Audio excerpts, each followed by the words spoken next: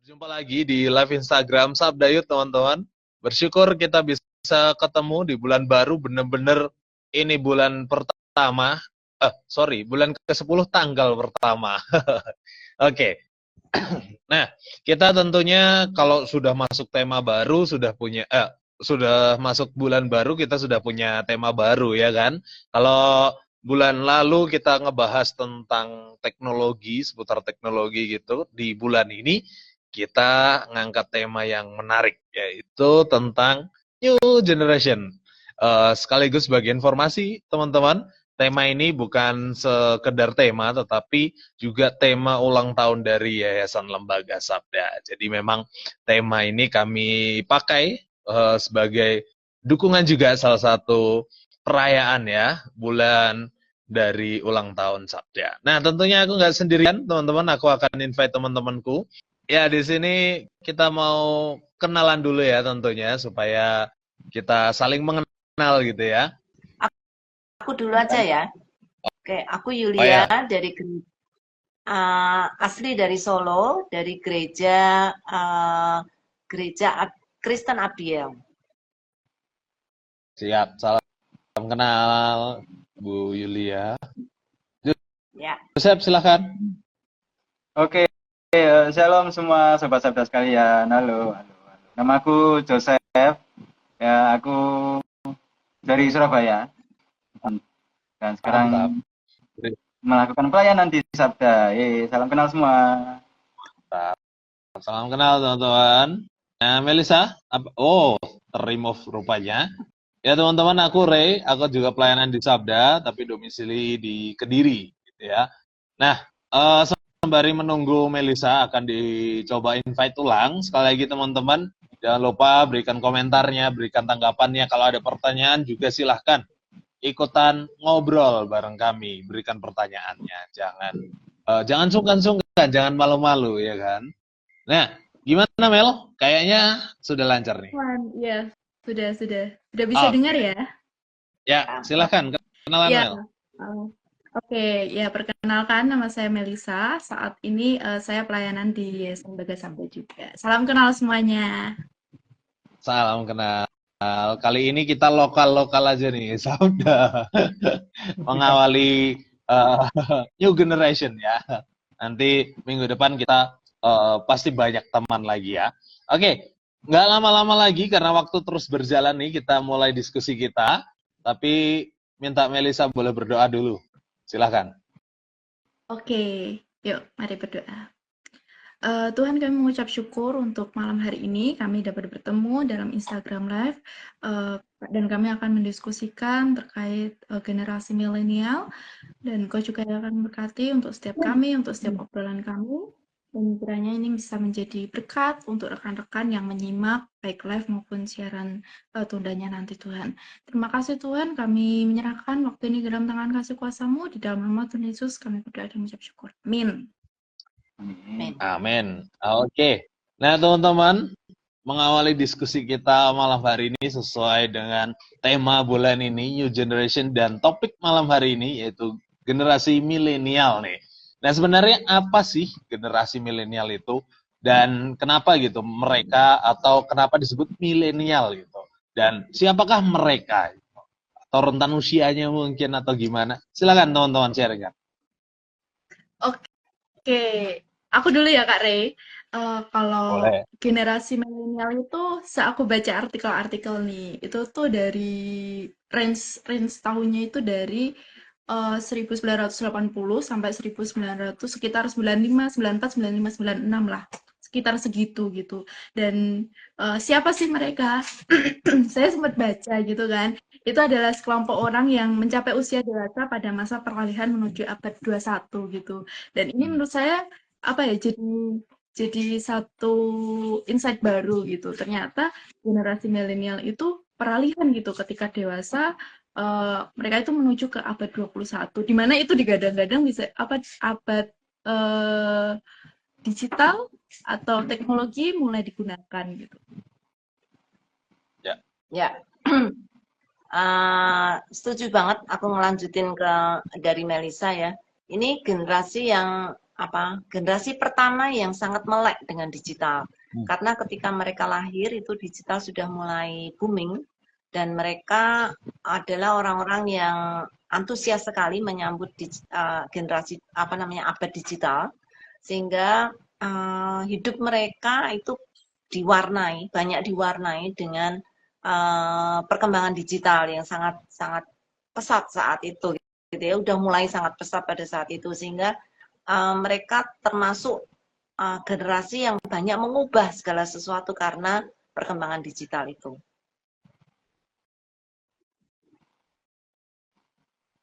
Ya, aku boleh menanggapin? Ya. Silakan. Oke, makasih. Ya, setuju banget sama Melisa dan Bu Yulia bahwa generasi milenial ini adalah generasi peralihan di mana mereka adalah orang-orang yang pertama kali melek teknologi. Dan menurutku ya, aku sendiri bukan milenial, aku lahir tahun 2000-an, jadi cukup muda. Tapi menarik karena mereka ya emang nggak sefasih gen berikutnya, gen Z. Mereka berarti sebelumnya adalah gen Y. Generasi milenial punya nama lain yaitu gen Y, dan mereka fasih teknologi, mereka paham bagaimana cara menggunakan medsos, smartphone, tapi menurutku mungkin nggak sefasih gen Z sekarang ini. Itu sih. Kayaknya cuma aku nih yang milenial di antara kita berempat. Semoga ada kawan aku yang nonton malam hari ini ya. Ada kawan-kawanku yang milenial juga. Yang milenial boleh angkat tangan nih.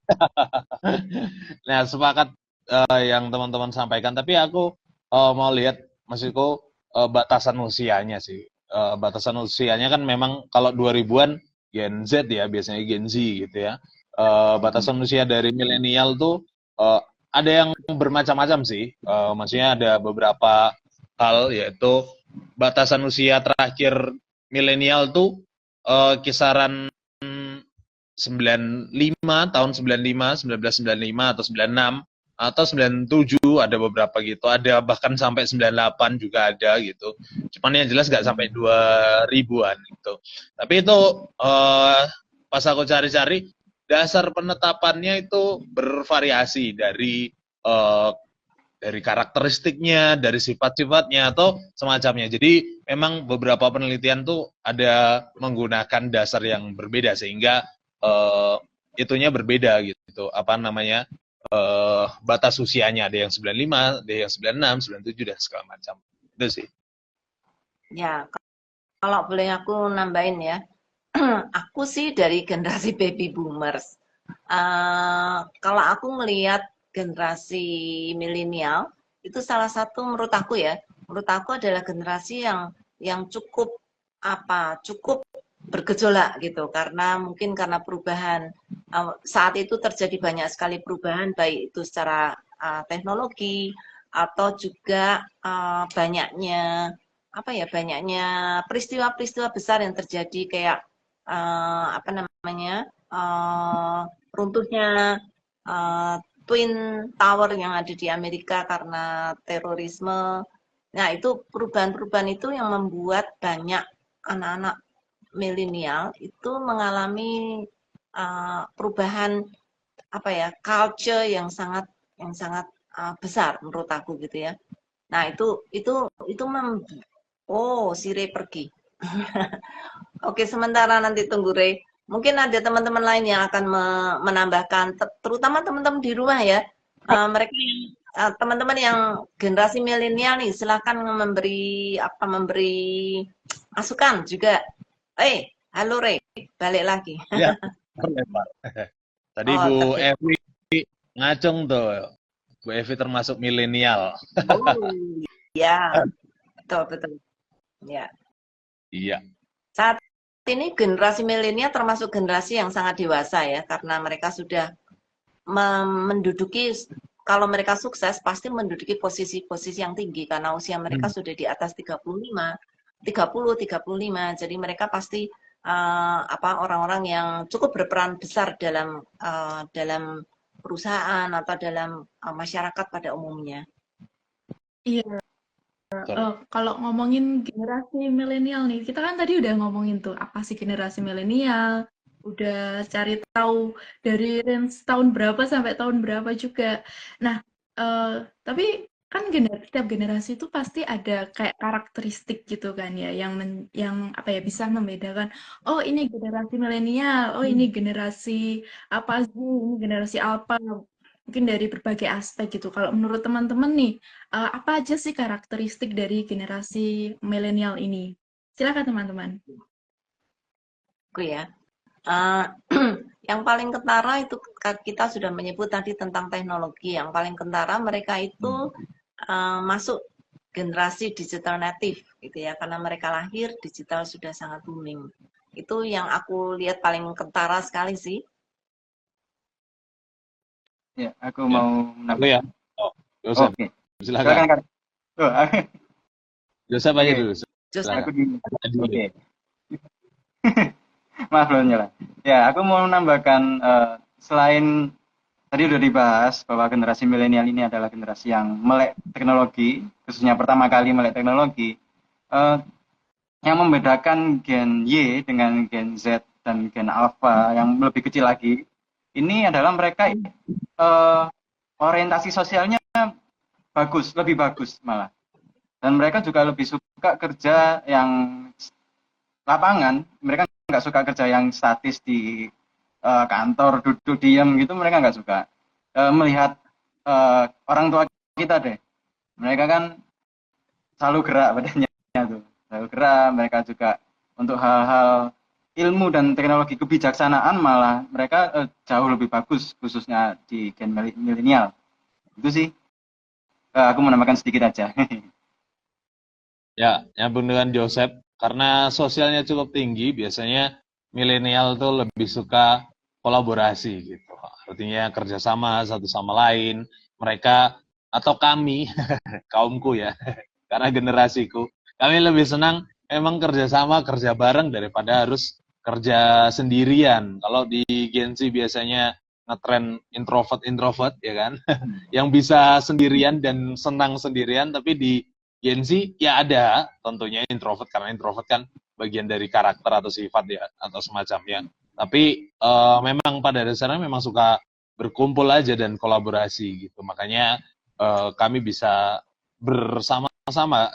Salah satu ciri-cirinya adalah ya bisa kerja bareng-bareng dengan baik, komunikasinya juga oke, dan bahkan dengan lintas generasi gitu, bukan hanya kami saja. Itu sih salah satu ciri-cirinya.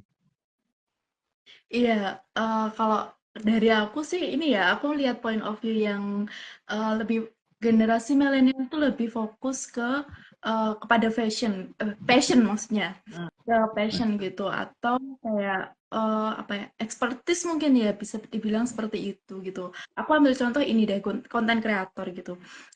Sekarang tuh kelihatan banget gitu kalau ada berapa konten kreator itu yang dia apa namanya emang dari generasi milenial gitu dan dia udah nggak apa namanya ngejar karir atau ngejar apa sesuatu yang tinggi gitu jabatan misalnya kan apa seperti yang kita tahu juga gitu kalau konten kreator kan belum tentu gitu kan apa mungkin dari segi penghasilan mungkin dari segi kontennya naik apa enggak dan sebagainya gitu tapi milenial ini tuh confidence gitu atau nyaman dengan passion itu gitu ngedit video lah bikin konten lah di depan kamera lah seperti itu gitu dan saat ini banyak banget konten kreator itu yang nggak cuma apa storytelling mungkin gitu, tapi juga bisa apa ya membagikan terkait dengan passionnya yang lain, mungkin di bidang olahraga dia akan bikin konten tentang olahraga dan sebagainya, seperti itu. Ya, aku mau menanggapi. Ini dari Melisa sedikit nge-trigger ingatanku. Jadi benar, dari gen milenial itu mereka workaholic, bisa dibilang workaholic dan bekerja keras.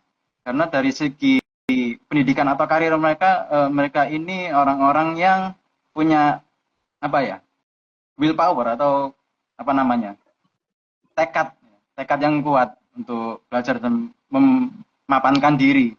Tapi selain itu mereka juga adalah generasi yang mungkin bisa dibilang mencetuskan terkait mental health. Jadi mereka yang tapi bagusnya mereka hidupnya balance antara pekerjaan dan kesehatan mental itu balance.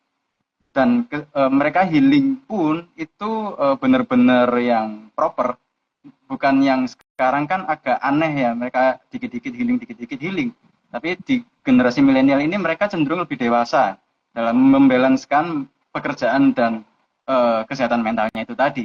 Itu sih sedikit ke-trigger dikit. Ya, tadi yang diomongin Joseph setuju, tapi ada tetapinya ya. Teman-teman milenial itu memang pekerja keras ya, tapi kalau dibilang workaholic sih aku nggak terlalu ngelihat ya. Mereka kan workaholic kalau itu sesuai dengan passion dia, tapi kalau itu bukan passion dia mereka nggak terlalu senang kerja keras gitu ya. Jadi mereka itu tadi yang Melisa juga ngomong ya, mereka itu nggak mencari posisi tinggi, tapi kalau itu sesuai dengan passion mereka, itu mereka tuh mau getol kan, mau mengorbankan apa saja gitu untuk passionnya dia, walaupun mungkin gaji nggak terlalu tinggi, tapi kalau itu sesuatu yang dia senang lakukan, dia mau lakukan itu. Nah, satu lagi juga tentang generasi milenial, mereka tuh juga pencetus tipe pekerjaan freelance. Dulu tuh kan zaman aku nggak ada namanya freelance, kerja ya harus dari apa namanya, dari kantor, dari pagi sampai sore gitu ya, itu harus gitu ya. Tetapi sejak generasi milenial ini ada, dan karena perkembangan digital, ini mulai muncul tuh kata freelance. Dan tadi sambung juga dengan Ray yang bilang ya, mereka suka kerja lapangan, mereka suka pergi ke tempat yang mereka nyaman, terus mereka bisa freelance, nggak harus kerja di kantor, dan mereka sesuai dengan passion mereka. Wah, itu idealnya orang milenial itu yang dicari yang kayak gitu ya, bisa pergi-pergi, kemudian nggak harus di kantor, sesuai dengan passion dia, itu seperti hidup di surga untuk orang milenial. Aku merasa lagi diobrolin nih. Aku lagi tidak ngantor, lagi mengejar passion. Tapi juga nggak ngejar materi karena ya biasa aja ada pemasukan, cuman kalau mau dibandingkan dengan kalau di media sosial ya, Gen Z pada pamer gaji, pamer buku rekening biasanya, pamer saldo gitu, kayak kebanyakan milenial kayak ya udah gitu, terus mau apa ya udah gitu. Jadi memang bener sih yang dibilang teman-teman milenial, fokus ke passionnya, apa yang diminati, apa yang dia senangi, itu yang dia lakukan gitu. Daripada harus capek-capek biasanya membandingkan lah, terus pencapaian orang lain menjadi iri atau pengen gitu, itu bukan milenial lah. Gitu sih. Ya. Ya, ini ada ini satu pertanyaan. Oh, ya. Melisa mau baca. Silahkan, Mel. Ya. Ini ada satu pertanyaan dari rekan kita ya, Nehemia Chris. Itu dia bertanya, apakah milenial yang hidup di era sekarang lama-kelamaan bisa ikut kebiasaan orang di era modern sekarang ini? Gimana kalau menurut pendapat teman-teman? Wah, kalau sekarang ya aku dulu. Bukan era modern. Era modern itu long time ago. 1990 itu disebut modern ya. Kalau sekarang sih udah postmodern. Sudah kelewat modern sih. Oke, Ray, silakan. Ya tentunya siapa namanya milenial yang hidup di masa sekarang, yang masih hidup juga ya. Ya pasti akan menyesuaikan diri gitu. Karena lagi-lagi karena dia suka kolaborasi, dia pasti akan melihat lingkungannya seperti apa, dia akan menyesuaikan. Bahkan kalau aku bisa bilang milenial adalah generasi yang paling mudah beradaptasi dibanding dengan, ya mungkin kalau koreksi boleh, atau kalau mungkin protes generasinya dibandingkan, silakan aja kirim di komentar. Nah, bagiku generasi milenial adalah generasi yang mudah beradaptasi gitu di lingkungan manapun. Karena memang lahirnya kan di masa transisi kayak tadi teman-teman sempat singgung kan, masa transisi lahirnya teknologi dan beranjaknya orang dari tradisional ke modern sehingga sudah terbiasa dengan lingkungan-lingkungan seperti itu.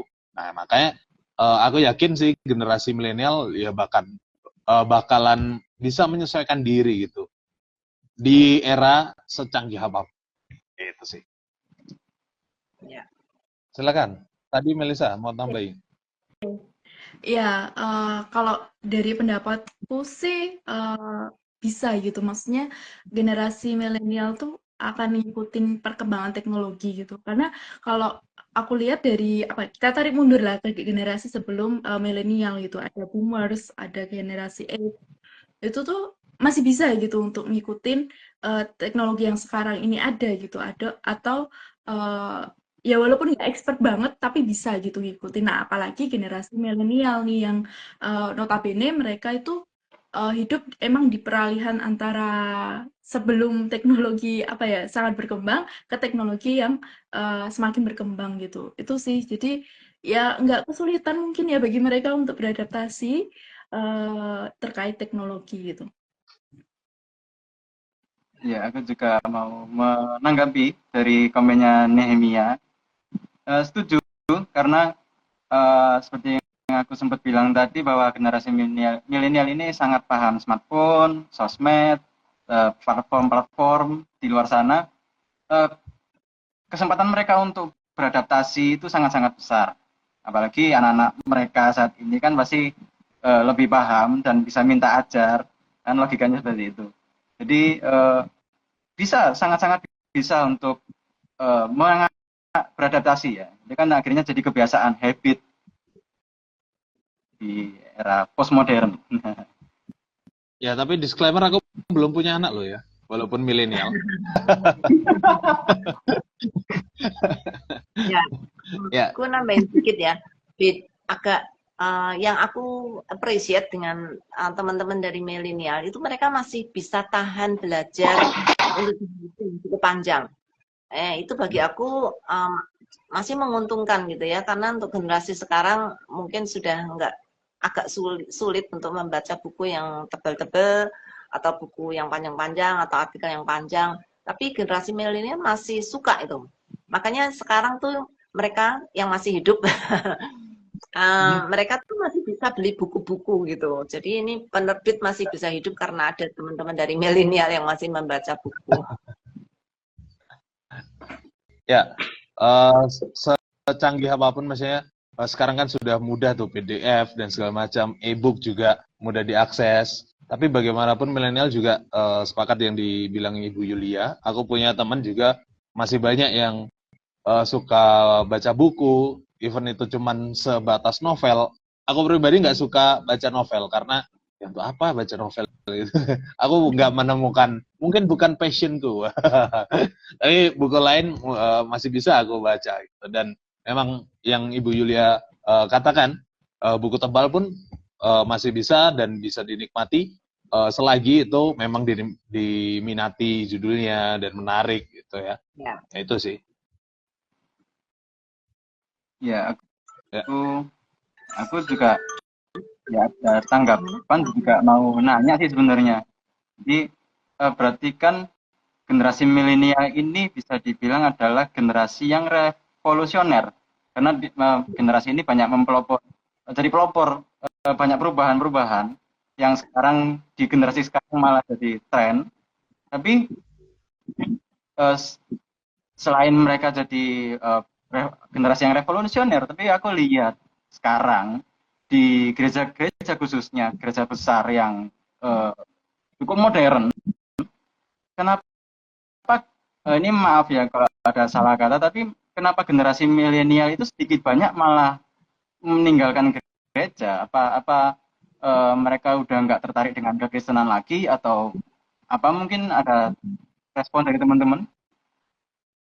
Ya, aku ya teman-teman sebagai milenial, tapi mungkin jawabanku tidak mewakili milenial.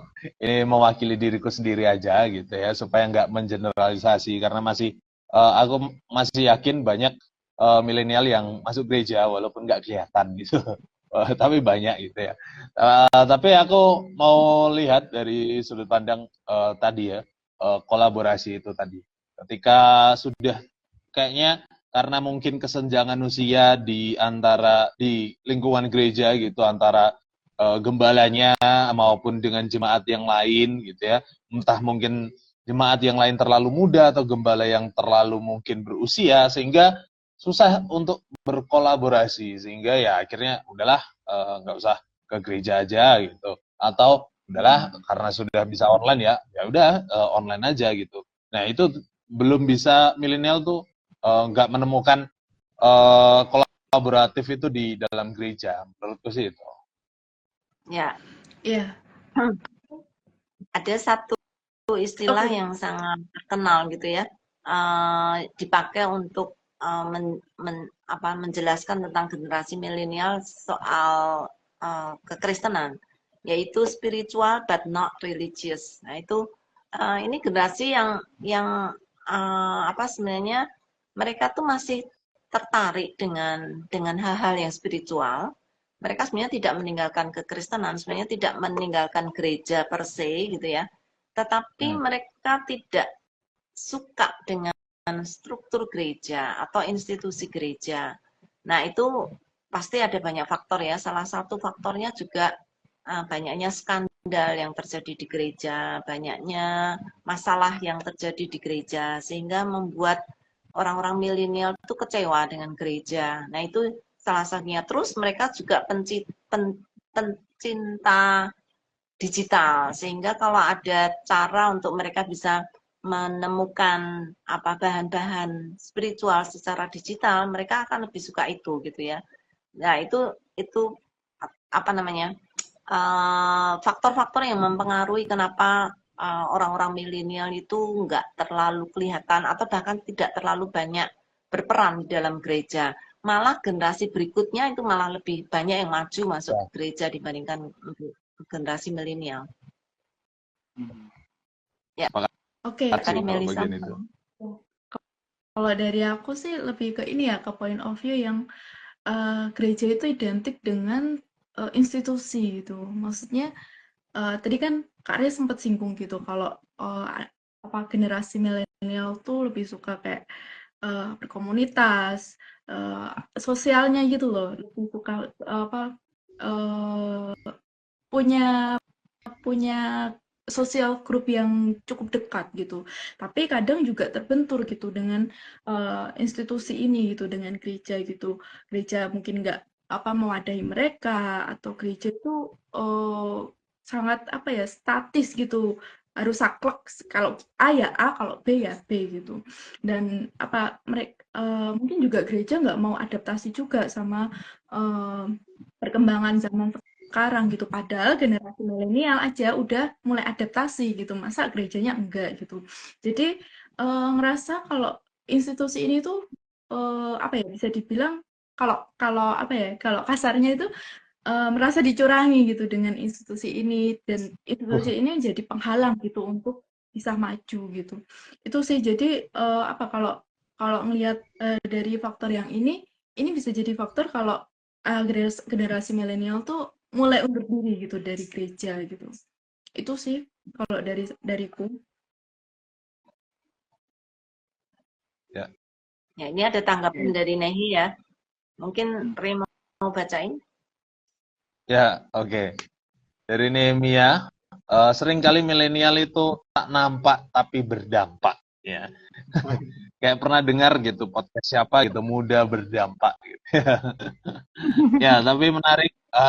Selain dari komentar nih, tadi aku nyambung dari komentar dia yang mengatakan spiritual but not religious ya.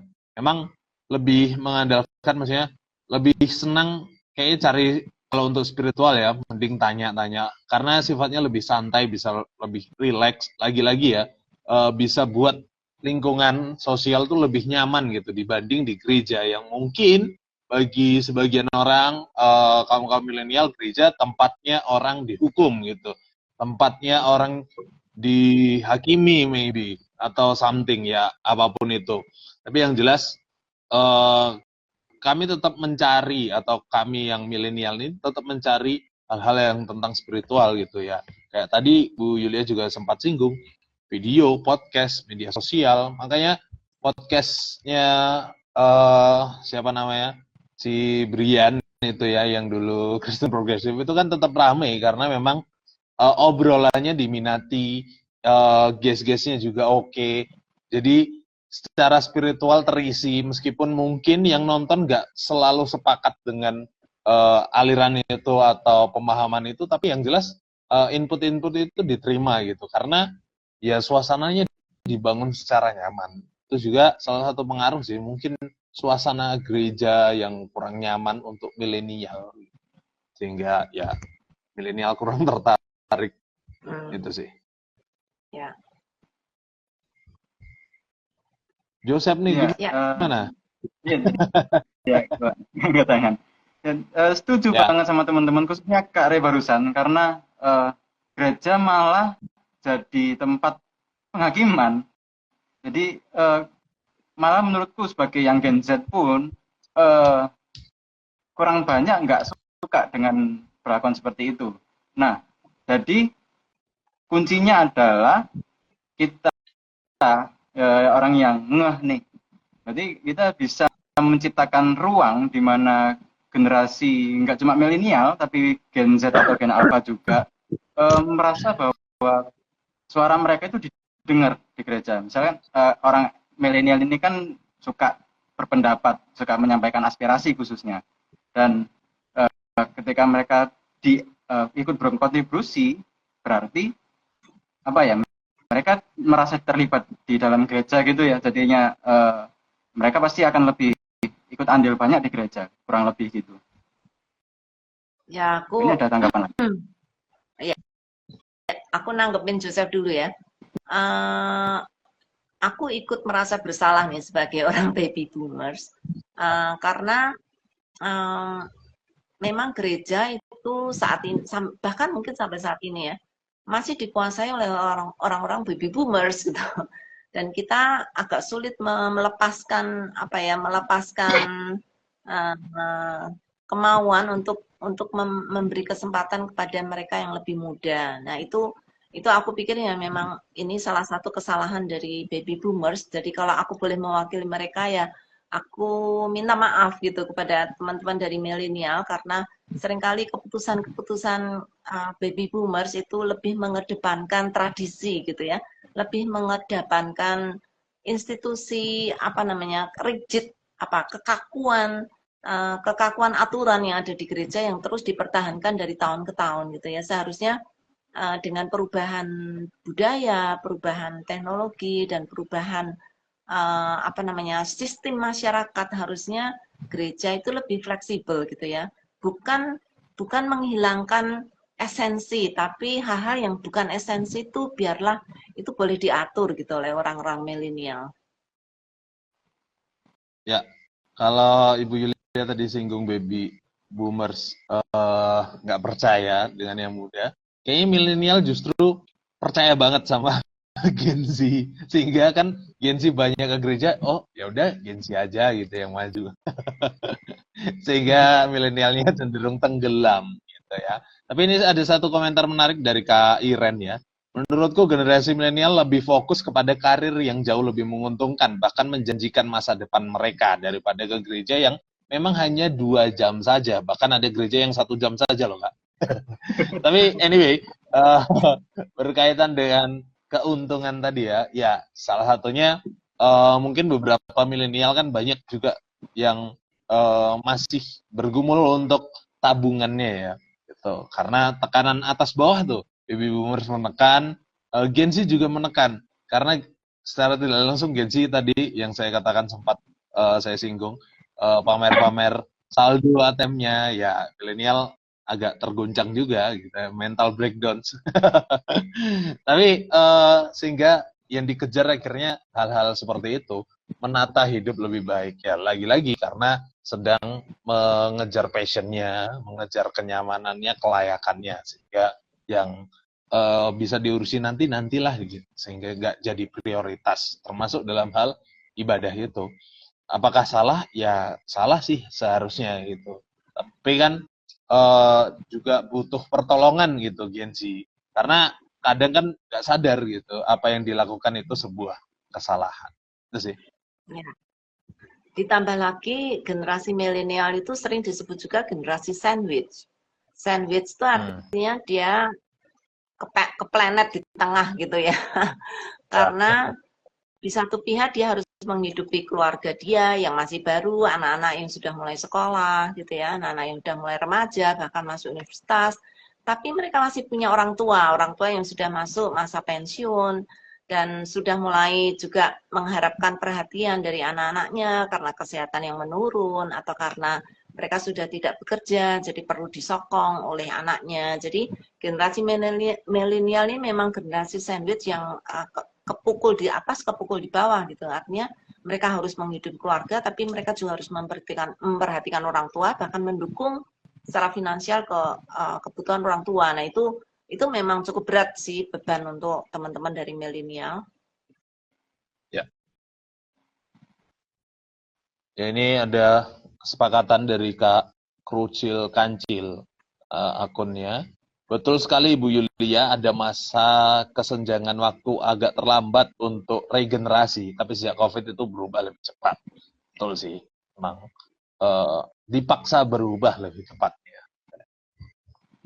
Gimana menurut teman-teman? Silahkan. Oh, Melisa tadi Aku ya? nanggepin dari tadi ya, Kak, Krucil Kancil ya.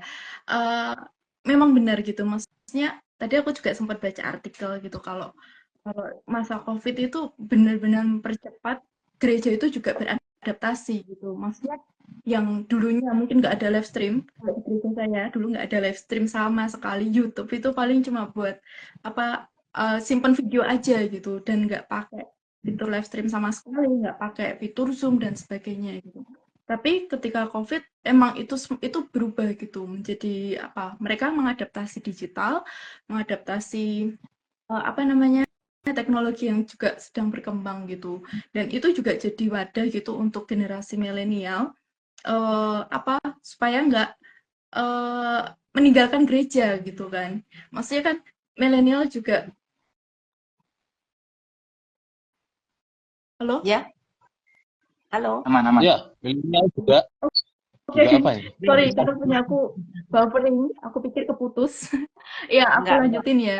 Jadi apa itu juga yang apa salah satu yang mendukung gitu untuk generasi milenial itu tetap ada di gereja atau nggak hilang dari gereja gitu.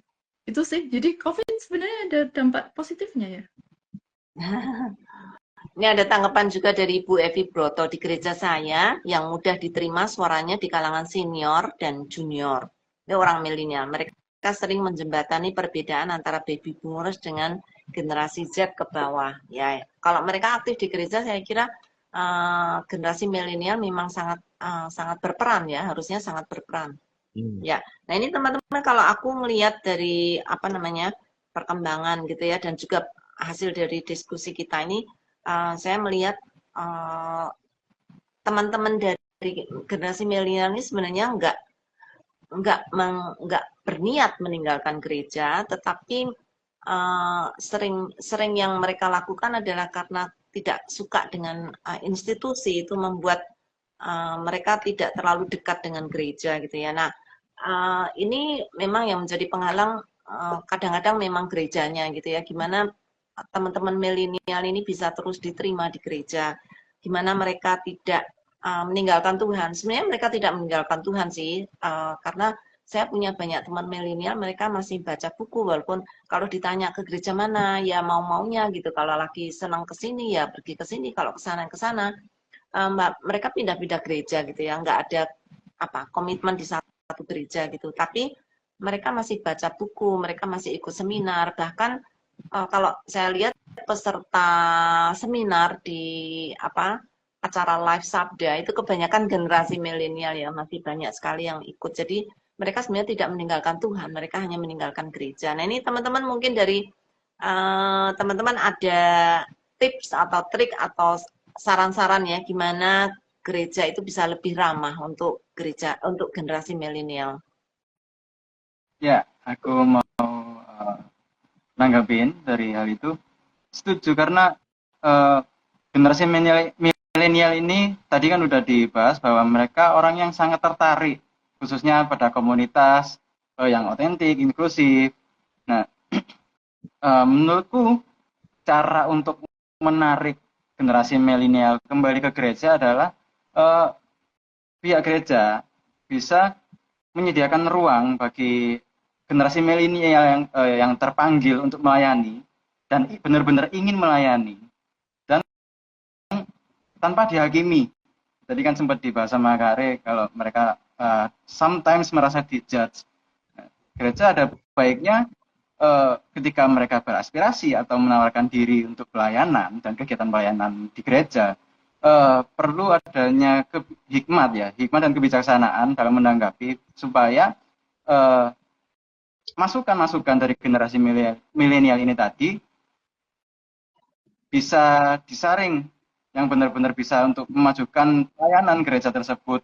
Targetnya jelas, itu bakal berdampak luar biasa sekali untuk gereja malah. Iya, Ya. Gitu. kalau dari aku ini sih,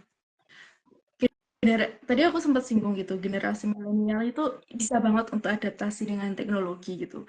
Tapi kadang gerejanya yang nggak mau gitu untuk mengadaptasi teknologi gitu. Nah, kalau dari aku sih supaya gereja bisa lebih ramah, mungkin nggak ke generasi milenial ya, karena generasi ke depan juga mereka akan lebih adaptif gitu dengan teknologi gitu. Itu bisa banget untuk ngikutin perkembangan teknologi. Kalau dari COVID kemarin kan udah dimulai gitu dengan banyaknya streaming, dengan banyaknya pemakaian Zoom, Google Meet, Microsoft Teams dan sebagainya gitu. Itu juga menurutku udah satu langkah yang baik gitu untuk gereja juga bisa mengembangkan teknologi lebih lagi gitu. Apalagi nanti ke generasi sekarang yang mungkin Alpha atau generasi Z itu udah akrab banget sama AI dengan teknologi yang apa-apa cepet informasi gampang banget didapat gitu kan. Nggak usah cari lagi di buku kayak tadi, nggak usah cari lagi di buku, tinggal pakai HP udah bisa semuanya gitu. Dan aku pikir kalau gereja bisa menerapkan ini untuk mungkin kayak mereka kalau ada khotbah, kalau ada pemuritan, kalau ada komunitas-komunitas dan itu melibatkan teknologi, itu sangat mungkin untuk mewadahi generasi milenial gitu. Apalagi tadi aku setuju banget kalau milenial itu suka dengan grup-grup gitu, dengan komunitas-komunitas gitu. Nah, itu bisa jadi wadah untuk berelasi, untuk memanfaatkan teknologi untuk gereja, untuk Tuhan, dan generasi milenial pun ngerasa gitu kalau mereka dibutuhin gitu di gereja, misalnya diajak aja untuk pemuritan gitu kan dengan media-media digital yang ada. Itu sih. Ya, aku mau tarik lebih mendasar lagi ya. Itu semua kan bisa terjadi jika ada rasa percaya gitu. Rasa kepercayaan yang diberikan oleh gereja kayak tadi Bu Evi kan. Jadi jembatan gitu. Milenial tuh sering jadi jembatan antara baby boomers dan Gen Z. Ya karena saling percaya, baby boomersnya percaya, Gen Z-nya percaya, milenial dapat aktif bergerak. Joseph sempat singgung ruang juga diberikan ruang. Yang sering terjadi kan gereja memberi ruang ya, tapi tidak dengan kepercayaannya gitu. Tetap dengan keraguan-raguannya, bisa nggak itu? Coba dulu, bisa nggak gitu. Tapi tetap dengan ya syarat dan ketentuan berlaku lah ibaratnya gitu. Nah, penting lah untuk gereja kalau sudah memberi ruang ya beri kepercayaan sepenuhnya supaya benar-benar maksimal mereka karena mereka akan menemukan dan membentuk lingkungan barunya itu ya sesuai dengan apa yang sudah menjadi tujuannya gitu. Akhirnya ya bisa minat lagi gereja itu sendiri. Ya, itu Ya, sih. ini ada respon yang menarik sekali dari Irene Tiopa. Namun menurut fakta lapangan, jika generasi milenial terpanggil untuk melayani, seringnya hanya ke gereja ketika melayani. Selebihnya ibadah online. Ya, itu memang ada kecenderungan si generasi milenial itu salah satu generasi yang memang agak sulit stay di gereja gitu. Kecuali ada kepentingan itu tadi ya. Kalau gerejanya tidak nyaman, kalau gerejanya judging, kalau gerejanya tidak punya komunitas yang sesuai dengan passion dia gitu, itu generasi milenial memang lebih gampang untuk surut gitu, maksudnya mundur dari gereja dan melihat dari jauh gitu. Mereka melihat apa yang terjadi. Jadi memang gereja harus menumbuhkan komunitas-komunitas yang apa ya, bisa membangkitkan passion jemaat untuk dekat dengan Tuhan. Dan salah satu passion yang aku pikir yang harus ditumbuhkan oleh gereja itu adalah passion untuk belajar Alkitab. Nah, itu yang harus ada gitu di gereja. Kalau passion kekristenan kita hanya berdasarkan apa ya, berdasarkan emosi atau berdasarkan pengalaman, mungkin tuh nggak akan bisa stay lama gitu ya. Tapi kalau passion gereja itu bisa menumbuhkan passion orang-orang milenial untuk apa namanya, untuk mempercaya Alkitab dan belajar Alkitab. Aku pikir itu akan berdampak luar biasa. Nah, nambah dikit ya teman-teman.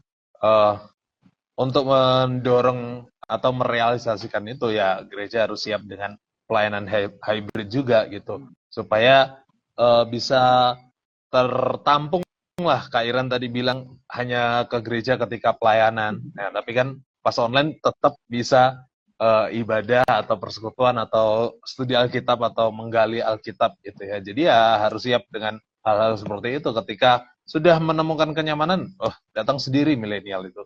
Milenial cukup aktif gitu untuk memiliki inisiatif gitu untuk menggerakkan sesuatu ya. Kalau teman-teman tadi sempat singgung pencetus atau pioner gitu ya, semacam itu ya, milenial cukup bisa melihat peluang itu, sehingga kalau memang passion pasti disikat gitu. Karena bagiku gereja juga harus open, terbuka, dan seotentik mungkin lah, supaya milenial bisa melihat kasih Tuhan di dalam gereja. Jadi bukan hanya di podcast, di video, karena banyak milenial yang melihat kasih Allah tuh justru melalui hal-hal itu daripada melalui gereja itu sendiri. Ya, aku Gimana? mau nanggapi.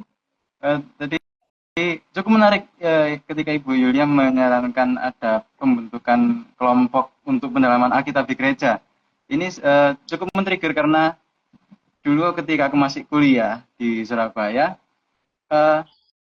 generasi milenial, pendeta di sana itu mencetuskan juga kelompok-kelompok pendalaman Alkitab di skala mahasiswa. Nah, jadi sempat kepikiran juga, kenapa di gereja nggak melakukan hal yang sama gitu? Kenapa hanya di skala kampus aja? Dan juga ada pelayanan di siswanya juga sih, tapi kenapa nggak di gereja gitu loh? Karena emang setuju sama Mas Rey, komunitas kayak gitu itu bisa menarik lebih banyak orang dari berbagai generasi, malah mungkin dari baby boomer juga. Karena pendalaman Alkitab itu penting menurutku. Gitu. Ya, aku nanggepin sedikit ya dari sharingnya Joseph gitu. Mungkin karena ini ya ada faktor lainnya gitu. Maksudnya gini, kalau di kampus gitu kan rata-rata itu kan usianya sama. Jadi mereka itu ngerasa kayak, oh ya udah aku ngobrol gitu sama temenku, aku curhat sama temenku gitu. Jadi kayak apa ya, ada satu persamaan gitu di situ. Tapi kalau di gereja itu tadi gap dengan humor, gap dengan apa generasi Z dan sebagainya gitu. Itu sih yang apa ya, yang jadi sedikit penghalang itu ada di situ gitu. Tapi ini sih lebih baik itu kalau kayak generasi milenial tuh apa tetap di apa ya namanya ya, diawasi gitu atau diarahkan oleh generasi boomers yang notabene udah lebih berpengalaman, udah lebih banyak apa mengerti gitu, apalagi tentang Alkitab dan sebagainya gitu. Dan kesadaran sih menurutku kesadaran juga bahwa Kristus itu udah diam di dalam diri kita, itu juga seharusnya kita ada apa pergerakan untuk terbawa pergerakan kesadaran ke arah komunal kita gitu. Itu sih kalau kalau dari sudut pandangku gitu. Itu dalam diri kita dan kita juga harus apa ya kayak mencerminkan gitu kalau Kristus ada di dalam diri kita gitu. Gimana caranya ya dengan komunitas itu tadi sih. Gitu. Ya. Ya, aku ya teman-teman. Aku juga pelayanan di gereja gitu. Aku sebagai milenial pelayanan di gereja. Beberapa kali aku punya ide gitu. Ya semacam gebrakan lah untuk gereja. Tapi memang sering terbentur dengan gembalaku sendiri gitu. Dalam artian mungkin kurang cocok atau segala macamnya. Meskipun belum dicoba gitu. Tapi ya merasa mungkin ya kurang pengalaman atau something atau apapun lah itu alasannya, tapi yang jelas sering tidak cocok gitu apa yang ku kasih ide atau ku berikan ide gitu, kecuali yang sudah terlaksana. Kalau sudah terlaksana terus aku modifikasi mungkin itu lebih mudah gitu. Nah, gereja sering sekali menutup diri akan hal-hal baru gitu, akan hal kreativitas segala macam, padahal milenial ini cukup cukup kreatif padahal orangnya gitu, banyak ide-ide yang cemerlang yang bisa justru menjadi berkat bagi gereja. Nah, kalau gereja menutup diri dengan modifikasi atau kreativitas terkait ibadah, ya milenial juga pergi mencari tempat-tempat yang bisa mencurahkan kreativitasnya. Ya syukur kalau pindah gereja gitu, masih gereja juga gitu. Kalau pindah ke tempat yang lain selain gereja kan malah repot gitu ya. Jadi harapannya semua gereja nih bisa lebih terbuka terhadap kreativitas. Itu sih. Oke. Nah teman-teman, waktu kita terus berjalan, tak terasa hampir 1 menit, 1 menit pula, 1 jam, 60 menit kita berdiskusi, kita ngobrol, dan teman-teman di rumah juga beberapa kali ikutan nimbrung. Kita sudah mau mengakhiri nih live kita malam hari ini. Tapi sebelumnya teman-teman boleh berikan closing statement deh dari Joseph, terus ke Melisa, nanti aku, terus Bu Yulia terakhir.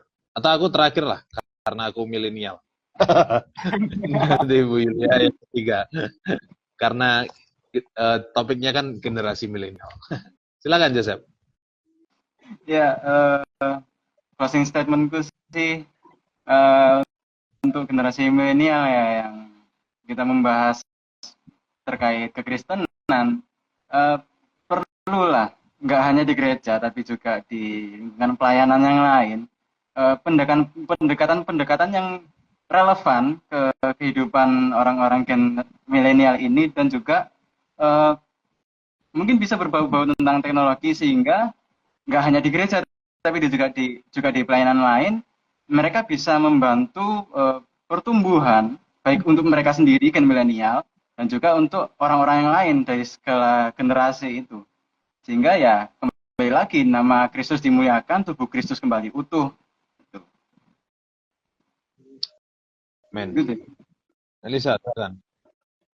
Oke, kalau closing statement dari aku itu generasi milenial tuh sangat mungkin gitu untuk membimbing nanti generasi-generasi selanjutnya, generasi Z, generasi apa, dan generasi yang akan datang lainnya gitu. Karena mereka udah lahir dengan adanya adaptasi dengan teknologi gitu. Jadi nggak susah gitu untuk mereka bisa membimbing, apalagi itu dalam konteks kekristenan gitu. Itu. Ya, Oke. aku ya. William. Tuhan mengasihi kita dari anak-anak sampai orang dewasa, sampai bahkan orang tua. Orang tua di sini mungkin generasi silent ya. Generasi silent itu generasi di atas aku gitu ya. Yang sekarang sudah kemungkinan sudah banyak mundur dari semua kegiatan apapun, karena kesehatan, karena apapun. Tapi Tuhan mengasihi semua gitu ya. Tuhan ingin semuanya ada di dalam keluarga Allah.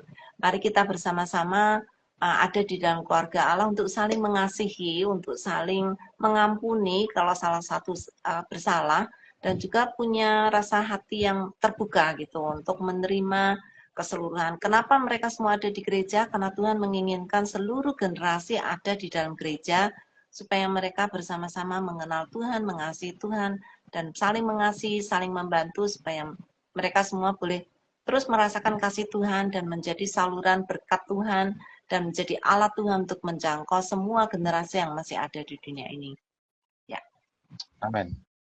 Nah, thank you. Sebelum aku closing statement, ada komentar terakhir dari akun atas nama Misi Kasih Surakarta.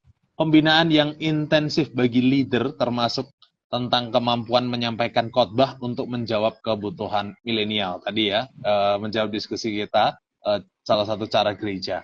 Nah, aku juga dapat bocoran nih sebagai closing statementku, teman-teman.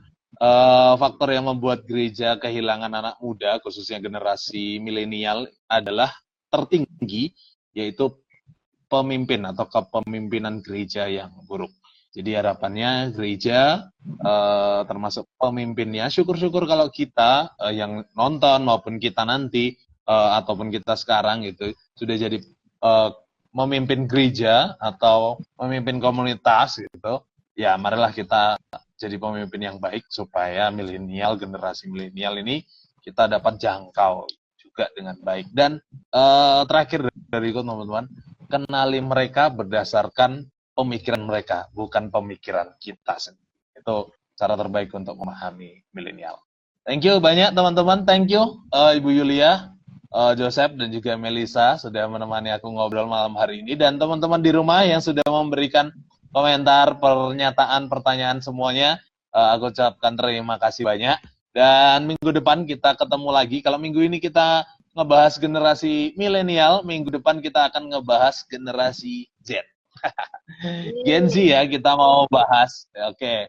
Semoga aku dapat guest Gen Z. Atau teman-teman yang Gen Z nonton, boleh acungkan tangan untuk jadi guest minggu depan.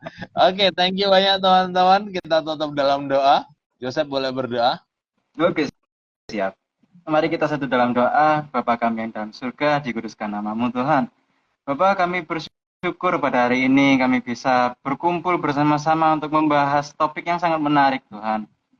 Dan kiranya dengan topik ini Tuhan, kami bisa lebih aware, bisa lebih sadar bahwa keutuhan tubuh Kristus dari berbagai generasi Tuhan sangat penting.